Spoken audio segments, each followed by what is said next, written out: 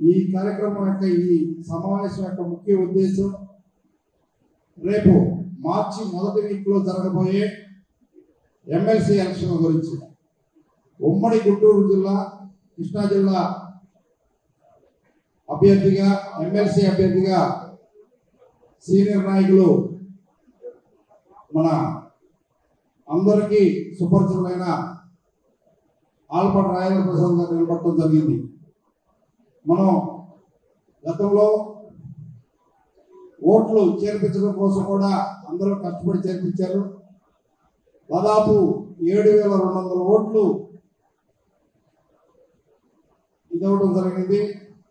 ఆ 7,000 ఓట్లని రాబోయే రోజుల్లో మనం ఓటింగ్ వన్ సైడ్ అయ్యే విధంగా చేసుకోవాల్సిన అవసరం ఉంది.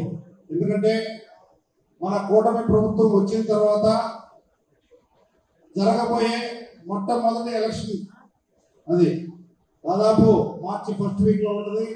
అంటే ఆ రోజుకి మన ప్రభుత్వం యొక్క వచ్చి 9 నెలల కాలం అయింది. అంటే 9 నెలల కాలంలో మన ప్రభుత్వ పనితీరు మీద మెమరాండంగా ఉండబోతుంది.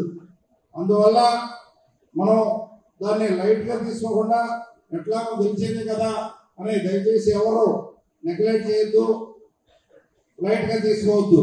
నేను ఎలక్షన్లకి 10 రోజుల ముందు 7,200 ఉంటే ప్రతి 100 ఓట్లకి ఒక వ్యక్తిని నియమించడం జరుగుతుంది.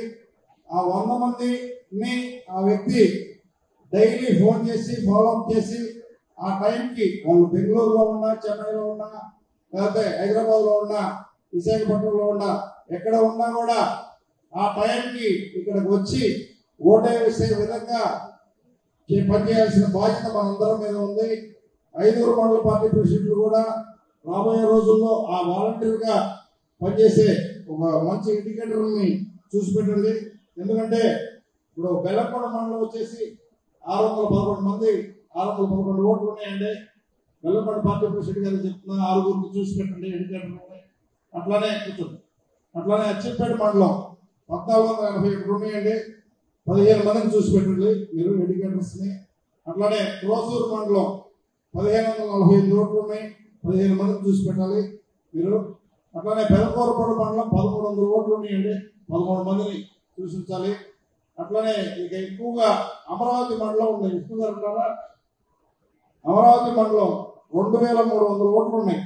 విష్ణు గారికి కూడా ఇన్ఫర్మేషన్ చెప్పండి, 23 మందిని చూసి పెట్టాలి.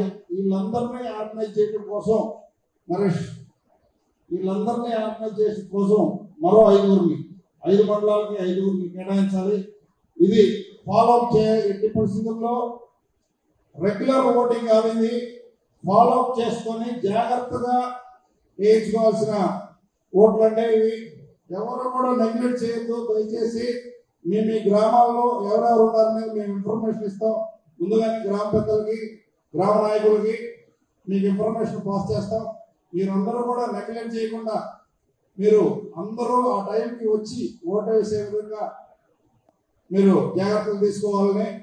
దాదాపు 7,200 ఓట్లుంటే 90% ఆఫ్ ది ఓటింగ్ మనకు పడే విధంగా మీరందరూ కృషి చేయాలని ఈ సందర్భంగా కోరుతున్నాను.